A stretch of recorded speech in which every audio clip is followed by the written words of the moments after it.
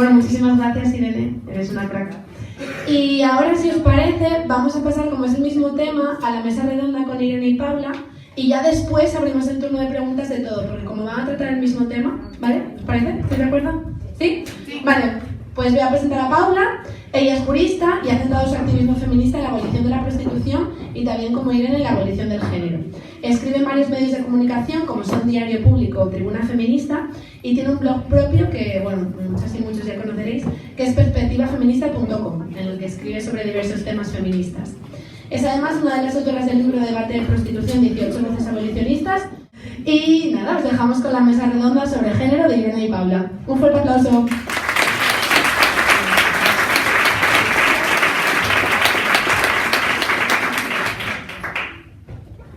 Bueno, a ver, teníamos pensado ya empezar con ronda de preguntas, pero bueno, ya que comentó el tema, Irene, el tema de la sentencia, ¿no? De la sentencia en la que no se le dio amparo judicial a la mujer que pretendía tal amparo por dar el pecho, ¿no? Y que se le dio la baja de maternidad, quiero recalcar la importancia de que no se institucionalicen las leyes de identidad, ¿no? Porque podría dar masivamente esos casos, o sea, que se nos deje de amparar cuando vayamos, por ejemplo, a sede judicial denunciando la discriminación por razón de sexo, porque si eliminamos jurídicamente, formalmente en las leyes la categoría sexo, ¿cómo vamos a denunciarlo después? O sea, es que estamos eliminando la base. Por eso, lo que ella comentaba es que el transactivismo es perfecto y perfectamente funcional a este sistema, ¿no? O sea, entonces, bueno, simplemente quiero andar un poco en los argumentos de por qué las feministas debemos considerar la teoría queer como una teoría antifeminista e individualista, ¿no? En primer lugar, porque la teoría queer hace una conceptualización del término género totalmente desvinculada de lo teorizado por las pensadoras feministas, como ya muy bien explicó Irene. El género al final es una unidad analítica fundamental de la teoría feminista que sirve para explicar el establecimiento y la reproducción de la desigualdad estructural de las mujeres. Es el conjunto de estereotipos y funciones que se le asignan a la mujer por nacer mujer y al hombre por nacer hombre, y que se aprenden e interiorizan a través de la diferente socialización de los sexos. Por tanto, es un método o herramienta de política patriarcal, lo que Kate Millett llamaría política sexual, y construye la jerarquía sexual en la que las mujeres somos la clase subordinada. Nacer macho o hembra determina tu posición en el mundo, al igual que un hombre puede decir, un pobre puede decir que rico, que seguirá siendo pobre y sufriendo las consecuencias de su posición de clase, la mujer puede decir que es hombre, que seguirá siendo mujer y sufriendo las consecuencias de su posición en la jerarquía sexual. Por tanto, no podemos negar la categoría sexo, que es lo que hace la teoría queer, y no la podemos negar porque sobre esta base se impone el género. Sin embargo, la teoría queer habla de sexo performativo inmutable, define el género como identidad, como una manifestación de la personalidad o vivencia interna. Y ese es el problema, que esto todo se está institucionalizando a través de las leyes de identidad contra las que nos tenemos que poner en contra, ¿no? O sea, a ver si ahora nos vamos a creer que las cabezas pensantes del poder legislativo de nuestro país hablan de términos queer, de cis, transgénero, persona no binario. No, esto sale de la teoría queer. El sistema ha sabido ver lo funcional que le es y se está institucionalizando a través de estas leyes de identidad que socavan los derechos de las mujeres y que no nos dejan hablar de nuestra propia discriminación ni opresión. Entonces, discriminación por razón de sexo, opresión o desigualdad estructural, para conceptualizar brevemente.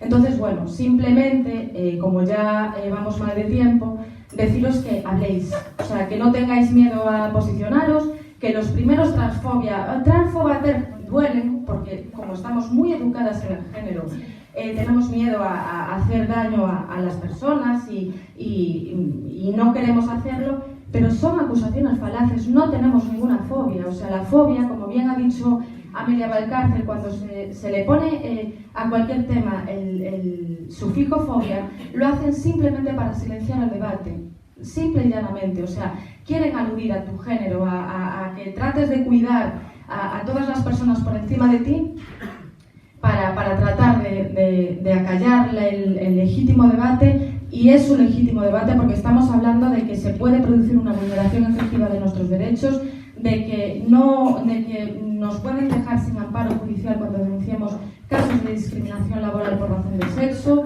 O sea, estamos hablando de un debate importantísimo y de algo que además de estas leyes de identidad también pueden suponer un retroceso para la lucha feminista, porque es que además esta teoría queer que conceptualiza todo mal, que es individualista, porque no da una solución colectiva. La solución colectiva es la abolición del género, ¿no? La que explicaba ella. ¿Y qué dice gente iluminadas como Preciado? Bueno, pues tú eres la culpable de tu opresión, entonces lo que tienes que hacer es cambiarte de género. Te puede funcionar a ti personalmente y sentirte empoderadísima haciendo eso, pero eso es una solución individual. Y eso no va a acabar con la jerarquía sexual ni con la desigualdad estructural. Por eso es una solución individual y una teoría individualista. Así que simplemente recalcar esto, que la teoría queer es una teoría antifeminista, una teoría individualista, una teoría que amenaza, o sea, que si se institucionaliza a través de las leyes de identidad, amenaza y socava los derechos de las mujeres y que además también amenaza al movimiento feminista y que puede suponer un retroceso porque puede promover una desarticulación teórica. O sea, si teorizamos y conceptualizamos de la forma indebida que lo hace la teoría queer, ¿no? Y al final, si ni siquiera nos dejan reconocer el propio sujeto político del movimiento feminista, que somos las mujeres, y pretenden hablar de las mujeres como si fuéramos un colectivo o una diversidad más, al final lo que vamos a estar haciendo es defender un montón de causas que no nos pertenecen y convertirnos en un movimiento con un montón de colectivos y diversidades dentro, que ellos sí son colectivos y diversidades, pero nosotras no. Nosotras somos la mitad de la humanidad. Somos media humanidad. ¿Qué colectivo ni qué diversidad? ¿Sabes? Entonces, y además tenemos una agenda propia, una agenda delimitada. Entonces, la teoría queer lo amenaza todo. Todo. Yo cuando empezaba con este tema decía, uy, Paula, qué exagerada, o sea, sigue hablando de pornografía, prostitución, que, bueno, porque son instituciones profundamente opresivas y dañinas para las mujeres, tal y cual. Pero cuanto más me voy formando la teoría queer, digo, es que lo amenaza todo. O sea, porque si hacemos una legislación abolicionista a la prostitución y ni siquiera podemos decir que las personas que están siendo prostituidas son mujeres y nos ponemos a hablar de personas gestantes, personas menstruantes y todo esto, o sea, ¿de qué estamos hablando? Entonces, lo amenaza todo. El movimiento feminista, los derechos de las mujeres, puede producir este retroceso en nuestra lucha y entonces, bueno, hay que hablar, hay que dar la cara. Tiene un artículo muy bueno, Irene, también, explicando que al final las que lo empezamos a hacer, y gente de antes, mucho antes que nosotros que lo empezaron a hacer, pues que parece que son las mártires y no, o sea, en el movimiento feminista no queremos mártires, no queremos cabezas de turco, somos un movimiento colectivo, no queremos estrellas tampoco vindicando nada, o sea, lo que aquí queremos es unión, fuerza, que salgáis, que lo digáis, que no tengáis miedo, que ya os digo, los primeros transfobasters duelen, pero después dices, sí, lo único que quieres es que no me escuchen porque sabes que tengo la razón. O sea, yo no me he encontrado, cuando yo publiqué el último artículo sobre este tema, no me encontré una persona que me lo revertiera teóricamente. Lo único que encontré fue acoso, injuria, bueno, llegando a la calumnia también, un acoso atroz, y digo, ¿alguien por favor se puede poner delante y explicarme por qué lo que estoy diciendo no es cierto? Más allá de que teóricamente pues puede tener argumentos válidos, porque me diga que no es cierto y que me diga que esto no supone una amenaza. No, entonces al final son estrategias de debate totalmente sucias, que lo único que pretenden es silenciar el debate. Así que hablad, no tengáis miedo y ya por ello, compañeras, que nos comen. Sobre esto, por cierto, tengo que decir que una estrategia súper neoliberal a la hora de conversar algo es cuando tú explicas, ¿no? Esto es lo típico, se lo ha pasado a los primos machunos, pero de toda la vida. Que cuando tú le dices algo que es muy grave, te dicen, pues a mí eso no me ha molestado. entonces pierde fuerza, porque como no es tu caso personal, entonces cuando yo siempre digo, bueno chicas, pues todas a casa, ya esta persona no le ha pasado, ya está, se acabó la lucha feminista, ¿vale? Entonces, y esto es súper importante, por ejemplo, hay una noticia que he visto esta misma semana en una presentación que habla sobre el tema, que luego hablarán unas compañeras impresionantes, que es el tema del velo islámico. Entonces ha aparecido un señor en una entrevista, un señor con velo, que reivindicaba que el velo como algo bueno, porque él lo quiere llevar. ¡Cabum! Ya está, entonces toda la lucha de las mujeres, ¿para qué? Sí, que reivindiquen el maquillaje, que reivindiquen los tacones, que reivindiquen todo, que reivindiquen la prostitución. Bueno, entonces, como dicen que les empodera, entonces ya la lucha para las mujeres se acaba. Entonces, es una estrategia buenísima, la verdad, que es que políticamente es muy buena la estrategia. Sí, de hecho, sobre eso hablaré luego, pero es que han acuñado incluso el término identidad puta, orgullo puta. O sea, quiero decir, y ahí, bueno, luego lo comentaré, ¿no? Si puedo, porque me has comido el tiempo. Entonces, lo comentaré. Pero eso, que es una estrategia de hacer que nos identifiquemos con nuestra propia opresión, ¿no? Y ahí ves además dónde confluyen los argumentos regulacionistas con los argumentos queer, ¿no? Que a veces te dicen, no, porque dentro de las personas, o sea, dentro de la gente que defiende lo queer puede haber abolicionistas. ¿Dónde? Que no los veo. O sea, normalmente tienen, o sea, son posicionamientos. A ver, es que lo queer es un posicionamiento profundamente neoliberal, liberal, igual que lo regulacionista, ¿no? O sea, puede haber algún confundido que defienda una cosa y defienda la otra, pero van bastante a la mano.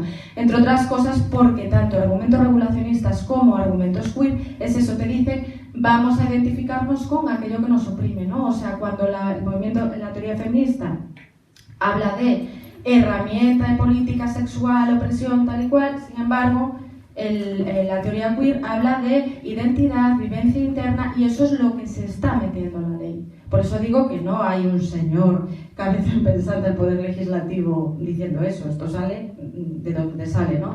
Y esto también lleva al término de identidad de género, ¿no? O sea, porque es un concepto profundamente antifeminista y dañino, porque convierte los estereotipos socialmente construidos e impuestos y que organizan la desigualdad de las mujeres en condiciones esenciales e innatas. Y es que a través del término que se supone que es súper transgresor de la identidad de género, volvemos a aquella lucha que tenían las primeras feministas contra aquellos que les decían que tenían que ser oprimidas porque habían nacido así. Y como tenían esos cerebros sexuados y ellas iban a hacer mejor unas funciones que las otras, tenían que joderse, que aguantarse y cumplir su función en el mundo, ¿no? Entonces nos retrotraemos a un momento, por eso digo que la teoría queer lo amenaza todo, o sea, porque a través de estos conceptos supuestamente modernos volvemos a lo primero de lo primero, a tener que discutir que no hemos nacido así. O sea, que no tenemos cerebros sexuados, que a las mujeres no tenemos genes que nos predispongan a planchar o a cuidar, ¿sabes? O sea, que esto ha sido una construcción social y ha sido lo que la teoría feminista lleva explicando 300 años.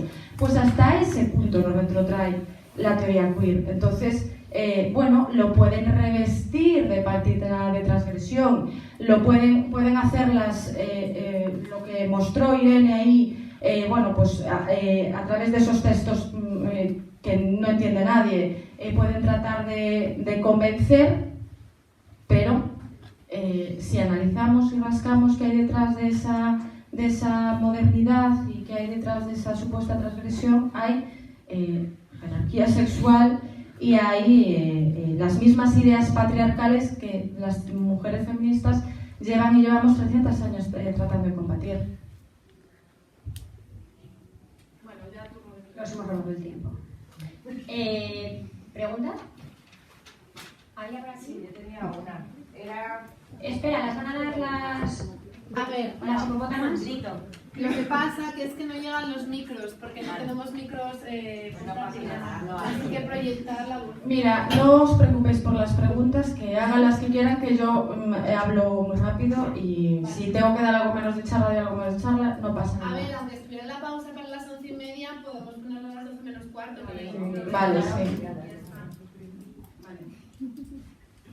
Yo era una pregunta así más de biología, ¿no? Porque igual que el síndrome de Down, si es la trisomía del cromosoma 23, ¿no? 21. Del 23, creo que, ¿no? Bueno, para los intersexuales también, o por ejemplo, los diferentes que has puesto, ¿también hay una concreta o son en diferentes cromosomas? No, son siempre en el par de cromosomas sexuales, es decir, están 23 pares de cromosomas, ¿no? Y uno de ellos es es decir, que van por pares porque no es tu padre, no es de tu madre, en fin. Y es justo en los cromosomas sexuales. Entonces, intersexualidad se llama a cualquier tipo de patología que pueda ocurrir en esos cromosomas. Entonces, dentro de eso hay un montón de síndromes. Está el síndrome de Klinefelter, hay un montón. De hecho, cada uno tiene un nombre, ¿no? Por ejemplo, el de XXX lo llaman el de la supermujer, el de XY lo llaman el de superhombre. Y hay un montón de síndromes dentro de eso según qué cromosomas tengas, ¿no? Combinación diferente tengas de esos cromosomas.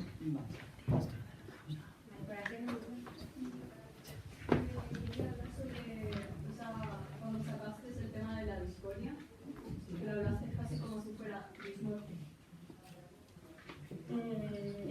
Bueno, no me voy a meter en ese fregado porque yo no soy psicóloga, pero hay una corriente que habla del conductismo radical que explica cómo, y lo siento porque eso seguro que lo está viendo una amiga que se me ha explicado bien todo esto, es, bueno, pues depende de cómo lo trates y de en qué rama de la psicología te centres, hablan de la disforia de una manera o de otra, pero al final todos son comportamientos aprendidos, no necesariamente buenos, no necesariamente voluntarios, ¿no? Entonces, suele ir, es decir, va asociado con tu cuerpo, con tu concepción de ti mismo, ¿no? Pero la disforia se trata más del sexo, no del cuerpo. Y se supone que, creo, si tratas la disforia como el acoso que vivimos o las violaciones, porque ya es algo de que va directamente por nuestro sexo. Que estás caminando por la calle y que nos dicen cosas por ser mujer. Pero en cambio la dismorfia es verte al espejo y ver, joder, qué gorda que estoy. Claro, pero suelen ir relacionadas, es decir, no hay nadie que odie su cuerpo que no venga por una serie de comportamientos que recibe del exterior. Quiero decir, a mí cuando me dicen que los chetos engordan, eso suele tener a mí finalmente no me afecta, pero suele tener un efecto concreto que luego se traduce en la parte de la dismorfia, que es cuando ya te conviertes en algo contra tu cuerpo. No, es decir, puedes o no actuar sobre tu cuerpo, puedes o no tener más o menos problema con tu cuerpo, pero es que todo viene de fuera, todo viene de la respuesta social que te dan.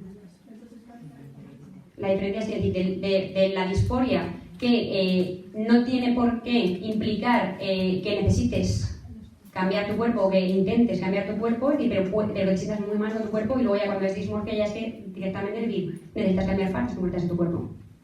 O todo. Y por ejemplo, una cosa súper típica en transfemeninos es que la primera operación que suelen hacer es la de los genitales y la segunda es la de la nariz. Porque claro, no quieres ser cualquier mujer, quieres ser una mujer muy guapa. Y cuando hablo sobre estos temas me dicen que las mujeres no tienen disforia, tienen dismorfia. Tenemos las dos.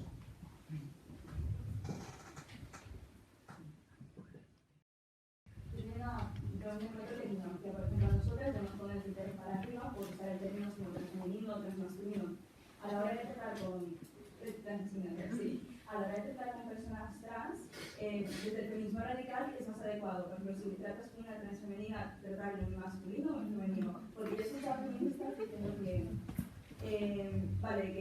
que tratarlas con el género con el que se identifican es estar validando la teoría. Pero luego he escuchado a otras feministas radicales que dicen que no hacerlo de esta manera tampoco es que no se acaba afectando tanto y que es algo que no es para tanto, que es como para bajar la disforia. También he escuchado porque hay feministas radicales que he visto que tienen disforia y que deciden tratarse en masculino, pero saben su realidad más o menos mala, pero deciden tratarse en masculino. Eso es el feminismo radical como se trata. Me dice que si podéis repetir su pregunta por micrófono porque la escuchan. Sí. Ha preguntado que cómo deberíamos dirigirnos, ¿no?, a personas que sean trans, ¿no?, transmasculinas o transfemeninos, deberíamos hablarle con los artículos, ¿no?, es decir, en el supuesto sexo, ¿no?, que cómo se sienten, o negarnos porque al final comentaba que ha oído las dos posturas, que una darle la razón, es una manera como de validar ese sistema, y la otra es, ¿no?, pues también para aliviar tensiones, para no fomentar más su disforia. Entonces, yo cuando me viene ese tipo de dudas siempre me planteo también, os digo, con el tema del trastorno alimentaria. Si una mujer a mí me dice que está súper gorda y yo considero que no lo está, no le voy a hablar en plan de, bueno, es verdad, no, mejor tú no comas eso, tía, porque como tú estabas gorda. Sí, ¿realmente estamos disminuyendo la disforia? ¿O estamos fomentando esas ideas y las estamos haciendo más sólidas? Entonces, esto ya cada persona lo hará de una manera, quiero decir, tenemos que entender políticamente qué significa, es como utilizar coñazo. Entonces, pues depende de qué contexto. Yo, por ejemplo, jamás hablaré de forma pública a un transfemenino como si fuese una mujer, ni a una transmasculina como si fuese un hombre. Que luego ya en petit comité con esa persona a solas, depende de qué tipo de conversación, depende exactamente de cómo sea, y por todo el género que yo tengo, que las mujeres somos eternas cuidadoras, que a lo mejor decir en algún momento concreto hablar de eso, sí, pero es cuando tenemos que diferenciar en plan de que una mujer se maquille la hace menos feminista. Bueno, si lo intenta reivindicar como que es como se maquilla y es feminista, el maquillaje es feminista, pues ahí tenemos un problema. Sí, no podemos reivindicar, no, es que hay que utilizar los sujetos desde el feminismo radical. No. Que tú lo haces individualmente, tienes que entender realmente la política que hay detrás y si no afecta también a tu propia forma de verlo. Que hay una carga inconsciente en todo esto brutal, ¿eh? Sí, nada. Entonces, yo por ejemplo eso, creo que públicamente, es decir, si el debate que estamos haciendo sobre cuál debería ser la posición del feminismo radical, yo voto por tener cuidado porque todo eso tiene una carga política y unos significados. Y también por la estrategia del pie en la puerta, que es el tema de lo de la ley 3/2007 para mí. Y es, si empiezas algo, no, es decir, esto no es una cuestión de conformarse. Es decir, tienen la ley 3/2007, que hoy en día se puede cambiar en España el sexo, pero no es suficiente, quieren la ley de autoasignación. ¿Vale? Entonces, esa tiene aquí en la puerta. Primero se empieza un poquito y luego ya entra todo el resto de la mierda, ¿vale? Entonces, sí, vamos aceptando pequeñas cosas que ya implican que no estamos siendo fieles a nuestra propia ideología y nuestra propia forma de entender políticamente, ¿no? Que no se puede cambiar de sexo, no se puede cambiar de género, y al final estamos siendo un poco contradictorias, ¿no? Entonces, no, yo como feminista radical no puedo decir que haya que utilizar los sujetos. ¿Que yo en algún momento lo haya hecho? Sí. También os lo digo, ¿eh? No soy la feminista perfecta, obviamente. Estoy educada en patriarcado.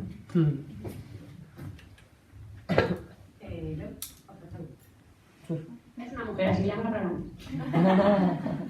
Yo creo que ahora pensándolo un poco sobre la ley, la propuesta de ley que hay, eso no va a llegar adelante, ¿no? Porque está Vox, o sea, yo creo que hay mucho también en contra, ¿no? Yo creo, y esto lo digo yo, y esto no lo dice nadie, ni estoy hablando en representación de nadie, yo creo que el gobierno que tenemos actualmente ha sido uno de los broches de oro, ha sido la ley trans.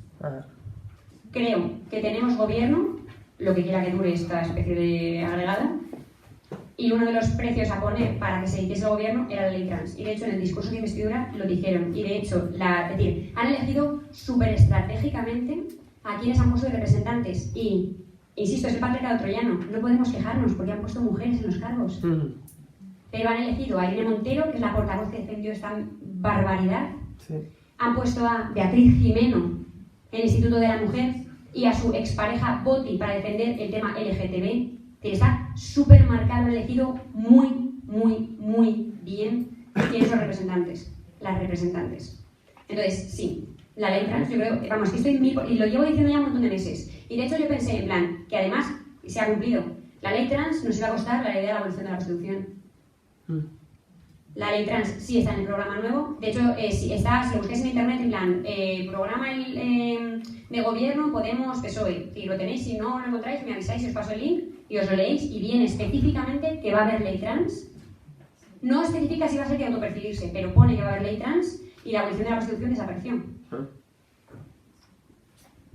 A ver, es que no podemos estar contentas con este Ministerio de Igualdad, o sea, es que ni de broma.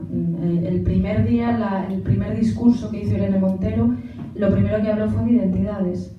Perdona, ¿qué identidades tenemos que reivindicar desde el feminismo? Las leyes no están para reivindicar subjetividades ni identidades, las leyes están para regular, establecer derechos y deberes y para regular las relaciones interpersonales, punto. No está para reivindicar las historias individuales de cada uno, ¿no? Cada uno que conforme su identidad como quiera. pero una identidad libre, y si verdaderamente queremos una sociedad de individuos libres, solo se puede hacer sin género. Eso es lo que habría que reivindicar, ¿no? O sea, la abolición del género, no la identidad. Entonces no podemos estar para nada contentos con este gobierno, porque ya digo, lo primero que hicieron fueron hablar de leyes de identidad, han renunciado a la abolición de la prostitución, o sea, lo que hicieron fue en el documento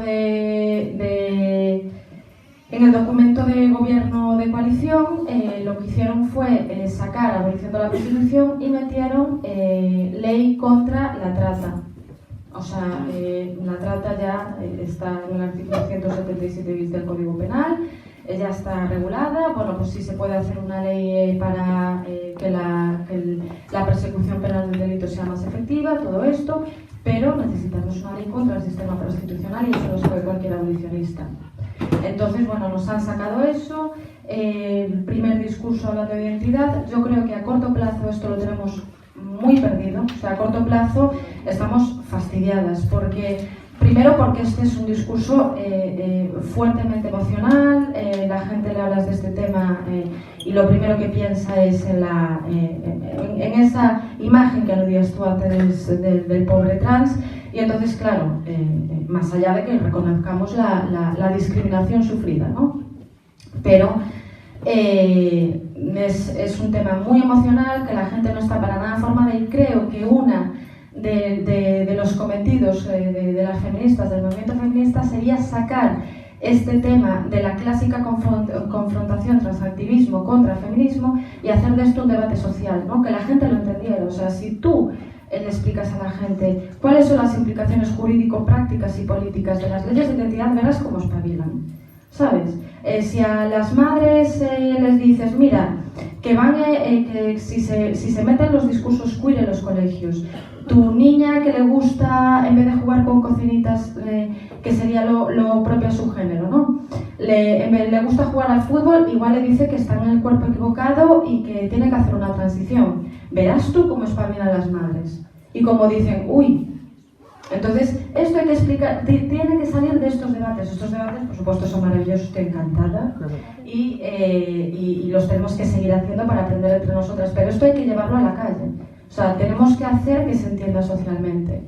Y es que yo estoy segura, eso que a corto plazo lo tenemos muy fastidiado, pero a medio y largo plazo esto se tiene que entender. Ya está pasando. En un país centroeuropeo, no recuerdo cuál, lo buscaré, pero por ejemplo acaban de echar para atrás la ley de identidad porque estaba habiendo muchísimos problemas en las prisiones, ¿no? O sea, que hombres que se decían mujeres, además con delitos sexuales, entraban y violaban a las mujeres, y acaban de echar atrás la ley de identidad. Entonces, esperemos que aquí no tengamos que llegar a eso y que sea el sentido el común el que llegue antes, pero bueno, si no, también tenemos las evidencias prácticas de otros países. Entonces, esto lo tenemos que hacer entender socialmente. O sea, si lo entienden capas, estratos sociales más amplios, más allá de las feministas, lo pararemos. Entonces, creo que tiene que ser debatido fuera del seno feminista y, sobre todo, darle muchísima caña al gobierno y no conformarnos desde el principio, porque nos han vendido. Porque además muchísimas feministas votamos al PSOE diciendo, bueno, son los únicos que llevan la abolición de la prostitución, los únicos que tienen alguna feminista rigurosa, seria, abolicionista de vientres de alquiler, pornografía, tal. Luego resulta que llega el gobierno, lo primero que hacen es dárselo a los posmodernos de Podemos, que están discutiendo aún del sexo de los ángeles y discutiendo sobre si regulación de la prostitución, no. Y perdona que encima tienen el jodido cuajo de llamarse feministas y anticapitalistas. Madre mía, si no ves la intersección patriarcado, colonialismo y neoliberalismo, capitalismo en la institución de la prostitución, igual es que eres un putero. Muy bien. Entonces, en fin, que ya no estoy buena.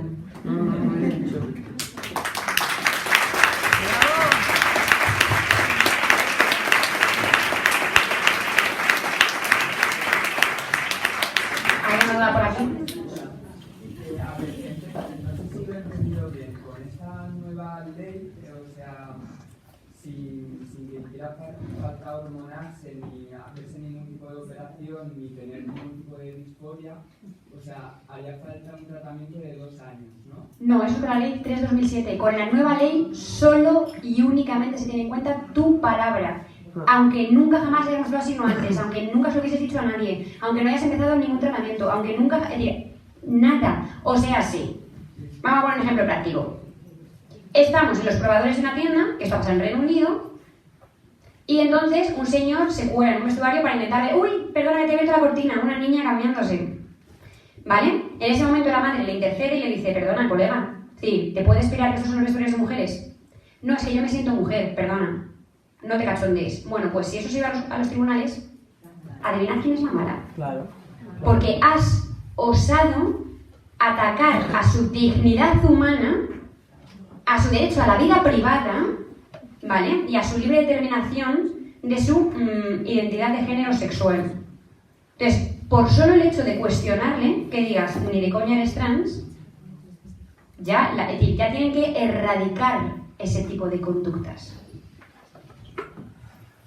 Es decir, por mi charla de hoy, si estuviésemos ahora mismo ya en la ley trans, delito de odio. Multa, cárcel. Entonces, y por cierto, con el tema de lo de las leyes, es decir, es que me parece muy importante, de verdad que es la técnica del pie en la puerta. Entonces, ¿qué ocurre? Incluso, ¿no? Planteamos ese caso maravilloso en el que no se aprobase esta ley, ¿vale? ¿Qué ocurriría? Que dentro de 3 años volveríamos a tenerla encima de la mesa, porque ya, es decir, tenemos la ley 3/2007, pero como no es suficiente, han ido por comunidades ahondando muchísimo más y por eso en cada comunidad se puede hacer de una forma diferente. Incluso en Barcelona, ¿no? Se puede elegir cárcel. Entonces, pero y aún así no es suficiente, quieren más, porque lo quieren todo. Entonces, aunque tú vuelvas a cerrar un poquito, sigue estando el pie en la puerta, es decir, no has cerrado del todo. Entonces, eso vuelve, es decir, va a volver todo el rato. Y de hecho en Reino Unido se había parado bastante por grupos de madres, por todo el tema de los vestuarios y tal, que también a mí me da pena, ¿no? Que no sea tan fácil luchar siempre por otros. No es más fácil luchar por nuestros hijos a que luchemos por nosotras. Pero bueno, ¿no? Y aún así se había conseguido parar, pero aún así está súper avanzado. Aún así hay un montón de centros. Es que es patriarcado. Y el patriarcado se autoperpetúa. Espera un segundo, porque había por ahí otra pregunta. Y luego... antes ha dicho Paula, que, por ejemplo, si se implementan las políticas queer en los colegios, pues que a lo mejor se les va a decir a los niños que están en un cuerpo equivocado, etc. Yo creo que esto no se puede afirmar en nombre de la teoría queer. O sea, yo creo que a veces me quedo con la sensación de que cuando hacemos estos debates, una cosa que es muy compleja, la reducimos a una caricatura. Yo no creo que desde lo queer se diga que los niños están en un cuerpo equivocado. No creo que la teoría queer afirme eso. Porque pero o sea, que a mí me gustaría, lo digo como pequeña crítica, si me permite, que no tiremos tantas cosas por descontadas, porque realmente hablamos de algo que es extraordinariamente complejo. Y a mí me hace un poco ya no una pequeña genealogía de lo que es la teoría queer, pero es una caracterización para saber exactamente cuáles son los elementos de esa teoría que podemos considerar antifeministas o no. Porque decir que la teoría queer es sin más antifeminista, me gustaría saber cuáles son completamente eso. A ver, yo digo en primer lugar que esta teoría es antifeminista, en primer lugar por la conceptualización que hace de género. O sea, que es una conceptualización que no tiene nada que ver con el acervo feminista. La genealogía y la teoría feminista lleva 300 años conceptualizando en un mismo sentido. Obviamente la palabra género, que apareció con Rolf Stoller y que después fue una categoría analítica fundamental. Por ejemplo, Simone de Beauvoir no dice la palabra género, o sea, la palabra género aparece después, pero a lo largo de todo su ensayo explica cuáles son los roles, las funciones a las que se nos asignan a las mujeres por nacer hembras y a los hombres por nacer machos, ¿no? Entonces, lleva 300 años diciendo que esos roles, esas funciones crean una jerarquía sexual. Y entonces la teoría queer le da una vuelta de tuerca y dice que nos debemos identificar con ese tipo de roles. O sea, ¿por qué? No es que te lo diga directamente, obviamente es que no te dice directamente tú te tienes que identificar con tu propia opresión, tonto sería. ¿Cómo te van a decir eso? Ahora bien, si tú le preguntas a una persona transgénero por qué hace una transición, está fundada en los estereotipos sexistas. También tiene puntos de conflicto con determinado tipo de transactivismo más clásico. O sea, no es lo mismo, se está haciendo una equivalencia entre ambas cosas que me parece que no es... Claro, pero ambas se basan en la misma idea, que es lo que intento explicar antes, y es que ambas se basan en que el sexo sí se puede cambiar y en que el género, si se puede cambiar, es individual. Y ya lo he explicado antes, si el género es individual, no hay ninguna forma de que el patriarcado se autoperpetúe. Y si no existe el patriarcado, es decir, ¿para qué está luchando el feminismo? Entonces, claro que es antifeminista, porque ataca directamente en todo lo que se basa... Y, por cierto, tengo que deciros una mala noticia.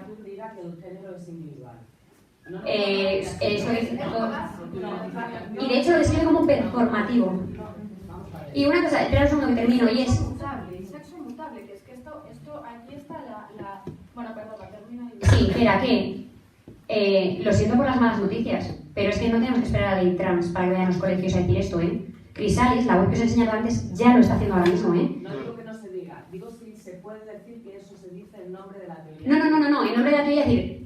Muy poca gente hoy en día reivindica que es la teoría queer, pero como poca gente dice, no, yo sé lo que quiero es el modelo alemán de prostitución. Eso no lo dice nadie. Pero, déjame terminar, por favor.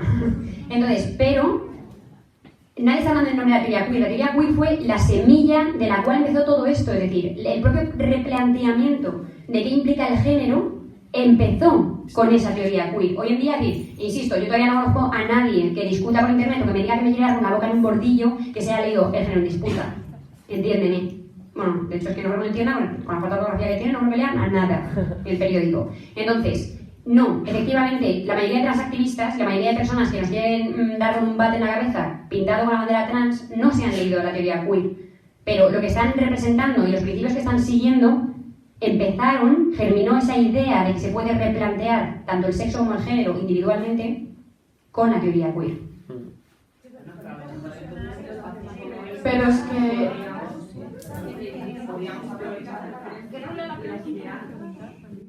Dejar contestar. Aunque reivindica apreciado, reivindica amable, como Claro, que lo de los cuerpos equivocados, como tú dices, habrá mucha gente que defensora de la teoría queer que no lo dice, ¿no? Porque ya lo entienden como un argumento más trasnochado de los transactivistas. En eso podemos estar de acuerdo, ¿no? Pero, ¿cuál es la implicación práctica de todo eso? Es que vale, pues nos podemos poner con... Sí, vale, sí, tiene razón, que podemos decir, bueno, pues no todo el mundo defiende esos argumentos desde la posición teórica queer, pero lo que implica la práctica es eso, ¿no? O sea, que al final se está aportando como solución esos cambios de género y cambio de sexo que son soluciones individuales que no acaban con la jerarquía sexual, que no acaban con la desigualdad estructural y que como movimiento feminista, es más que lo perpetúa, ¿no? A través de esos estereotipos. Entonces, como movimiento feminista buscamos soluciones colectivas para la clase subordinada que somos las mujeres. Entonces por eso digo que la teoría queer es individualista, antifeminista y neoliberal. Creo que en su implementación puede que sí, pero si no, nos perdemos también un nivel de análisis en el Sí. puntos de contacto o que incluso pueden ser, que pueden arrojar luz a ciertas cosas que pueden ser interesantes y que pueden no entrar en conflicto con el feminismo. Claro, sí, podemos filosofar aquí hasta la extenuación totalmente, pero las implicaciones prácticas son las que son. Y luego también hay que pensar eso, que nos están ofreciendo soluciones muy individualistas y aunque podamos estar de acuerdo en alguna cosa, parte de premisas muy sexistas. Entonces, ¿qué más me da estar en un punto de acuerdo de que me digan, no, ese argumento es muy trasnochado y es solo de los transactivistas rancios? No, pero a lo mejor sí. Bueno, pues vale, vamos a por las siguientes preguntas. Entiendo tu... Una pregunta para ver si me aclaro. Yo tengo un hijo de 12 años, estoy separada, tenemos custodia compartida y el niño me dice que se siente mujer, ¿vale? Y yo no le apoyo en esto, el padre sí. Entonces, por por ley, por derechos, a nivel judicial, con el apoyo de las leyes, él puede pedir la custodia del niño o se la dan Automática. con manutención. No, ahora mismo, hoy no. En cuanto ponga la ley trans, sí. Y viene de hecho reflejado que no será necesario hacer un proceso para dar la custodia. Automáticamente se le da la custodia. ¿Pero basándose en qué? En que tú estás atentando, porque utilizan también esa palabra, por cierto, contra su dignidad humana, su derecho a la vida privada y su derecho a la autodeterminación de su identidad sexual. Como menor. Entonces estás vulnerando sus derechos. Y de hecho lo ponía, que en uno de estos que os he puesto. Se considera un caso de máximo riesgo. Y hoy en día sabemos todas que hay casos de maltratadores que tienen custodia compartida, de violadores, no de menores que afirman que no quieren ser sus padres, pero eso no es máximo riesgo. Porque a lo mejor al padre le importa una mierda.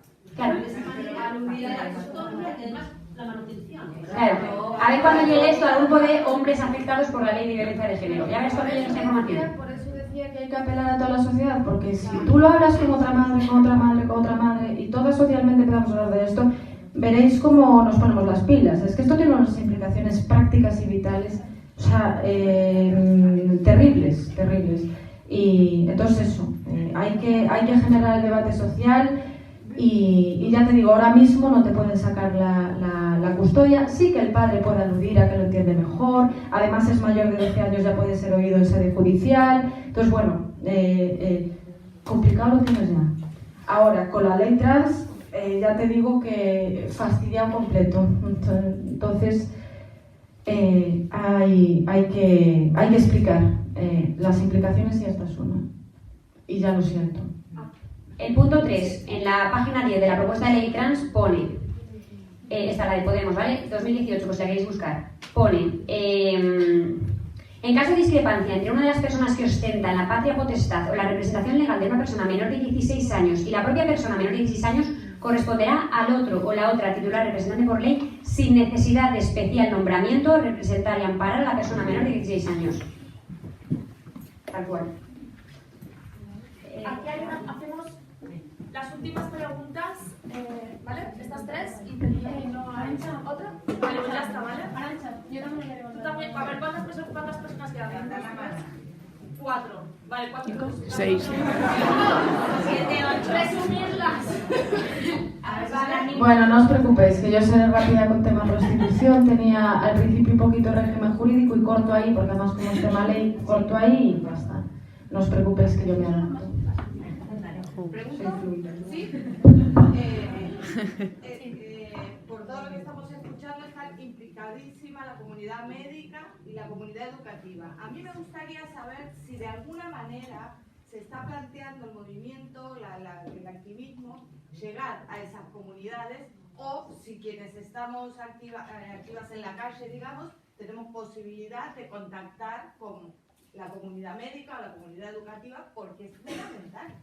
O sea, esto tenemos que tenerlas de aliadas, si no, solas. Sí, esto de hecho justo es una de las propuestas que hizo una de las mujeres que forman parte de uno de los grupos en los que hago activismo y efectivamente dar ponencias o charlas formativas sobre ese tema a personal médico sería muy interesante. El problema y lo que ha ocurrido ya en otros países es que despiden a los profesionales que se niegan a hormonar, etc. Entonces, claro, es que al final es la política del miedo, es que es a lo que juegan, que quien tiene el poder. Entonces, claro, pues hay algunas, exactamente no sé por qué ni de qué depende, ¿no? Que se tiran delante de un caballo para conseguir el voto femenino. Pero eso no es la inmensa mayoría de la gente, por desgracia. Si todas luchásemos con ese ahínco... vale, había por aquí a la siguiente. Bueno, yo llevo un rato. Más que una pregunta, yo quería responderle a la compañera que preguntó que qué cosas se hacen en nombre de la teoría queer y quizás el problema es la falta de teoría, que no hay referentes que no definen lo que es. Entonces son las feministas los que están un poco definiéndolo, como puede ser el caso de Nuria Valera en su último libro, que dice que la teoría queer defiende que lo opresivo es el binarismo hombre-mujer y no la jerarquía hombre-mujer, pero que a la vez utilizan el término cis-heteropatriarcado. Si no existe jerarquía entre hombre y mujer, no puede existir el patriarcado. Entonces hay una contradicción y quizás ¿cómo podemos decir qué cosas defiende la teoría queer o no cuando hay una falta a lo mejor de teoría y está fundamentada en emociones, sentimientos individuales, pero ¿cuál es la teoría? ¿Quiénes son los teóricos, las teóricas que han estudiado? No sé, quizás ese es el problema, la falta de teoría, que es muy individualista. Una persona puede decir esto es transfobia y otro puede decir que no, y ser ambas personas trans. Entonces creo que igual ese es el problema, que falta una teoría sólida.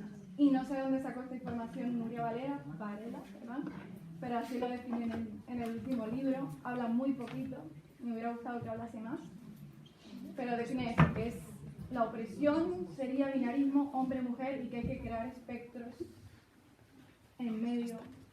Como algo de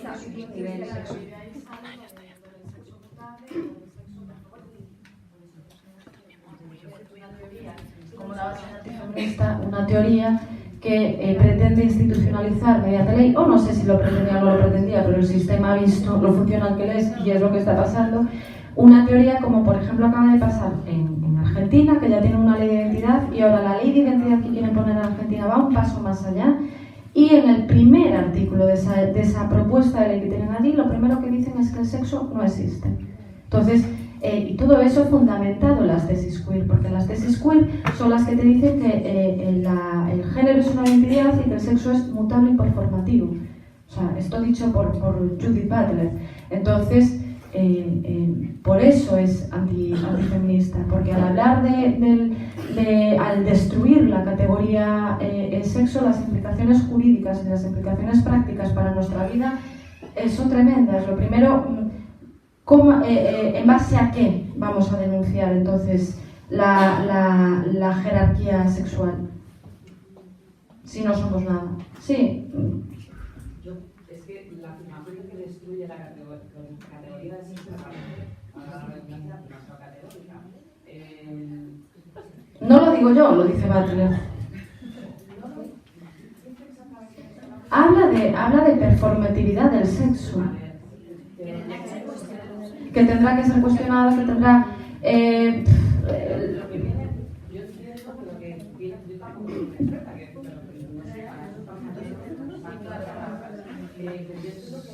lo que puede ser relevante también, lo que puede ser interesante, es ver que esto sí que lo aporta la teoría queer, que también el sexo no es la mera materialidad de las cosas sin más, o sea que también está atravesado por elementos políticos, que la construcción de lo que es...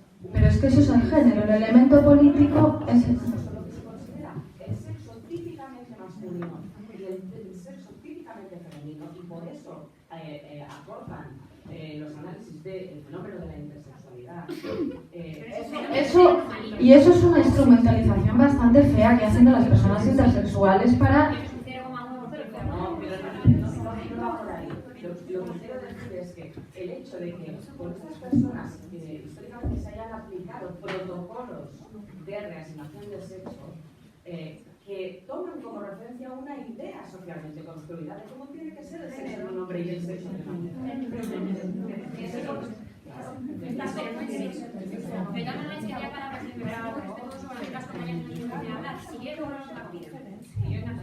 Sí, que yo también. Encantada de debatir y además encantada de hacerlo en términos de respeto, porque vamos, con la que llevamos 2 días.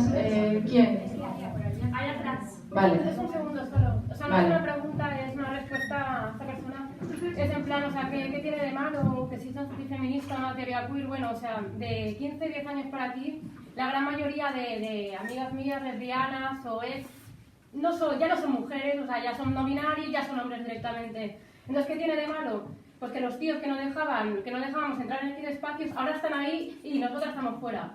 Eso pasa, ¿sabes? O sea, los tíos que decíamos, no, tú no entras, y no puedes decir que no, porque ya no puedes dar por hecho nada, y nosotros estamos fuera, porque no queremos ir a un concierto, por ejemplo, que nos toquen o que nos digan algo, y encima ser nosotros las malas, porque estamos diciéndole a una tía trans, ¿sabes? No me toques el culo, ¿sabes? O no me entres así, porque estás siendo tú la transmisógina, ¿sabes? Entonces, es en plan, y eso también no solamente es que haya un montón de lesbianas que estamos totalmente desapareciendo, porque ahora todos somos no binarios, somos tíos directamente, porque claro, ¿sabes lo que decía Irene, ¿sabes? O sea, si no lloras porque se te ha roto una uña, es que eres un hombre. O no binario porque estás ahí en medio, porque lloras un poco solo, no lloras ni mucho ni poco por la uña que se te ha roto, ¿sabes? Lloras a medias. Entonces, en plan, no solamente es que estamos desapareciendo, que es, o sea, es totalmente lesbófobo, que te cagas, no solamente eso, sino que encima, o sea, tenemos que aguantar, o sea, es que no nos saben, o sea, es en plan, no hay nada más, yo que sé, más masculino que intentar todo el rato violar, todo el rato. ¿Quién te va a decir que no siempre? Una lesbiana, ¿sabes? Entonces, venga, pues ahora por ella, ¿sabes? O sea, porque ya es que ya nos hemos cansado de violar a todo el mundo, pues ahora vamos a intentar entrar también en esta. ¿Sabes? Y es todo el rato, o sea, es que no sé, o sea, me estoy hablando un poco así, a lo mejor no sé, pero es eso, son las metas inconquistables. Pero... Y de hecho hay, no sé exactamente quién lo ha dicho, lo siento mucho por no poder nombrarla concretamente, pero leí una descripción que me pareció brutal que decía que al final todo el tema de la transexualidad era el mayor mansplaining de la historia. Porque, por cierto, por si no lo habéis visto ya, hay un huevo de tweets y en general por muchísimos sitios que te explican que las feministas lo que pasa es que estamos ofendidas porque hay mujeres trans que saben ser mejor mujeres que nosotras.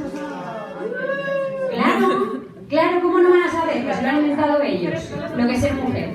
Entonces, sí, y por cierto, con el tema concreto del acoso, hay un caso concreto en Canadá de una mujer en un refugio para mujeres maltratadas. O sea, imaginaros qué tipo de personas van a un refugio de mujeres maltratadas, es decir, de verdad no tienen otro sitio donde caerse muertas, ¿no? No tienen más recursos, están en peligro, etc. Pues echaron a una mujer por no querer compartir el cuarto con un transfemenino que estaba todo el rato haciendo proposiciones sexuales para ducharse juntas.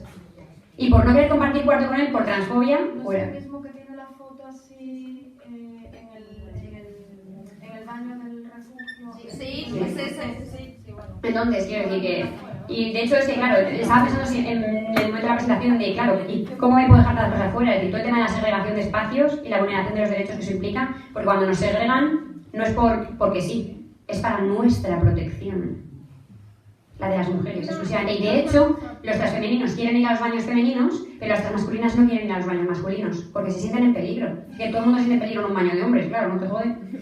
Una cosa, o sea, lo que quería, o sea, aparte de eso, de que me parece una auténtica mierda, también está el hecho no solamente de que, no diría categoría, pero bueno, o sea, la lesbofobia es tan gorda que estamos totalmente desapareciendo porque ahora todos son tíos, nominales, etcétera, y ya no solamente eso, sino que eso convierte a las lesbianas en coñofílicas y ya en heteros. O sea, ya soy hetero, o sea, ya no tengo novias, tengo exnovias, tengo exnovios, entonces no tengo, o sea, es como, entonces eso ya te convierte a ti, ¿sabes? En algo que no quiere reconocerse, ¿sabes? Porque es como muy antigua, ¿sabes? Te has quedado antigua, me he quedado yo como... ¿Sabes? Es como un meme de la Sarah Connor, ¿sabes? Que nunca se imaginaba que iba a ser una mujer de las de antes, ¿sabes? O sea, de repente, o sea, me he quedado como obsoleta o algo, ¿sabes? Porque soy lesbiana y no soy pansexual, ¿sabes? O sea, estoy siendo mala por decir que, bueno, que aunque... No sé, que aunque casi la mitad de mis ex ahora sean tíos, ahora soy yo la chunga, ¿sabes? Que no les está reconociendo como... ¿Sabes? O sea, no estoy... No sé cómo decirlo. Estoy siendo mala persona por no reconocer, ¿sabes? Que su pelo corto les convierte en mi padre. Que en tu caso particular tienes fobia a tu ex, ¿sabes? Igual sería el único caso de fobia real a ex. No. Vale, ¿había otra palabra por allí? Decir que esta ley trans la copian en todos los países, porque en México traen ahorita su ley de infancias trans y es como un copy-paste de esta misma ley que nos están enseñando aquí. Pero no hay lobby. ¿Dónde? Que yo lo vea. Sí, no hay lobby. Y bueno, esta pregunta es meramente biológica, porque siempre que se desata la discusión en que a los niños no los vamos a hormonar, los trans no queremos hormonar niños, siempre se va por este lado, pero después al mismo tiempo escuchas que muchos femeninos no tienen el físico que desean por no haber podido iniciar su hormonación antes. A lo que voy. Una hormonación temprana o el uso de los bloqueadores para después transicionar a la hormonación y todas estas cosas pueden hacer que la genética transmasculina sea más femenina, o sea, para poder, no sé, por ejemplo... La genética no, genética es de genes. Genética es ADN. Bueno, genética es ADN, es material genético. Entonces, eso ya va más al tema hormonal y caracteres secundarios. Claro, pero eso no, es decir, tú no estás cambiando el plano, lo que comentaba antes, tú no estás cambiando el plano del edificio, lo que estás cambiando es, yo qué sé, quién te provee el material. Pues es que mi pregunta es en el sentido de los deportistas, o sea, porque siempre cuando tú los pones hay una foto de la campeona de ciclismo que está sentada junto al segundo y tercer lugar y es el doble del tamaño. Entonces, muchas personas en la misma publicación comentaban que de haber podido recibir el tratamiento hormonal adecuado antes, pues hubiera tenido una... Claro, y por eso ahora tienen que pagar todo el resto de mujeres con las que compitan. Pero biológicamente es posible esto, o sea, de iniciar una hormonación temprana, se modificaría... Empezaría con bloqueadores hormonales, pero os te digo un caso concreto. En una de las últimas publicaciones de Críticas Cítricas, que es brutal esa página, por cierto, que la puso anoche, de hecho, y cuando yo la leí, en plan de unas ganas de vomitar horribles, habla del caso de un niño que, bueno, pues que es un experimento de la sociedad, porque es lo que es al final, ¿no? Entonces hablaban de si no debería tener repercusión penal para su familia, porque le empezaron a dar bloqueadores hormonales muy pronto, entonces no se le terminó de desarrollar el pene, entonces cuando le fueron a hacer una vaginoplastia, o sea, una operación estética de genitales, no tenían suficiente tejido para poder hacerle unos labios, ¿vale? Y entonces le han hecho unas operaciones brutales, un montón de operaciones, en las cuales le han dejado unas cicatrices horribles. Ese niño ya no tiene ninguna posibilidad de sentir placer, ¿vale? Tiene unos dolores tremendos y además explica que también ha tenido un montón de problemas en el desarrollo del pecho porque, claro, tenía que tomar antidepresivos. Entonces, es decir, eso lo digo, pero vamos, para este tema y para cualquier otro tema, es que al final, dentro de la propia divulgación científica, es decir, por desgracia, no hemos avanzado ni de broma tan rápido en la ética como en las herramientas científicas. Es una brutalidad querer jugar a ser dioses en nuestros cuerpos cuando no tenemos ni idea de lo que implica y de las repercusiones que tiene. Entonces, causarle a un cuerpo sano un montón de enfermedades, problemas de osteoporosis, de desarrollo, es decir, la esperanza de vida de los trans es tan baja no porque a todos les tiran piedras, también es porque tiene unos problemas médicos brutales, causados por las propias hormonas. Entonces, ¿se puede esto cambiar? No. Es que no es tan fácil, es que no controlamos todo el desarrollo de un cuerpo, eso es muchísimo más complejo. No es cambiar, y mira, pues en lugar de echarle azúcar le voy a echar dátiles. Es decir, no es una receta. Y todo esto a beneficio de las industrias farmacéuticas, que no se nos olviden. Sí, no lo quería decir porque yo, ya sabes que soy muy... Es decir, yo creo que hacemos demasiado análisis marxista, claro que además venimos de donde venimos, ¿no? Pero efectivamente, obviamente, el capitalismo, como otro sistema que está interseccionando con el patriarcado, obviamente saca beneficios de todo esto. Pero el análisis que tenemos que hacer, importante, las feministas, es el patriarcado. ¿Qué ventaja saca el patriarcado? Porque el análisis de qué sacan las farmacéuticas ya lo van a hacer los marxistas, pero qué saca el patriarcado no lo va a hacer nadie por nosotras, Es decir, esas son las conclusiones que tenemos que sacar nosotras.